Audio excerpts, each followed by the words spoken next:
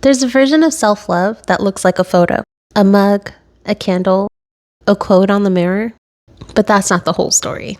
Real self-love shows up in the unglamorous moments. It shows up when you choose what you actually need, not what looks good online. This video is about what self-love looks like in real life. Self-love is not about perfect routines or looking peaceful all the time. It's about making choices that actually care for your body and your mind. In real life, self-love looks like going to bed when you're tired, even if you haven't earned rest yet. When you say no to something that drains you without over-explaining. When you admit you're not okay instead of pretending everything is fine.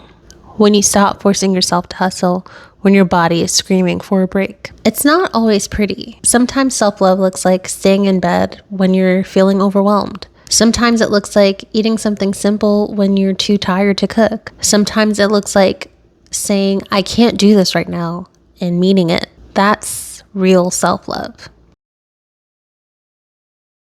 I've learned that self-love is also a responsibility. It's treating yourself like someone you're actually responsible for. It's treating yourself with respect. In real life, self-love looks like keeping small promises to yourself, like going to that appointment, like waking up and trying again. Self-love, it's getting darker, but self-love looks like taking care of your space so you don't feel overwhelmed by the chaos. It's taking care of your responsibilities, even if it's just the bare minimum. It's drinking water.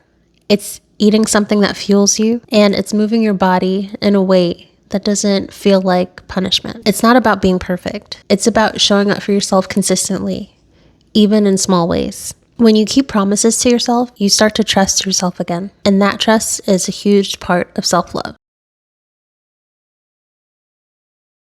Self-love also changes the way you speak to yourself and how you respond to the world. In real life, self-love looks like catching yourself before you say something harsh and choosing kindness instead.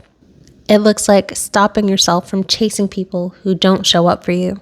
It looks like not arguing with yourself about whether you deserve rest, space, or time. It looks like setting boundaries without apologizing for them. You stop making yourself small. You stop over-explaining.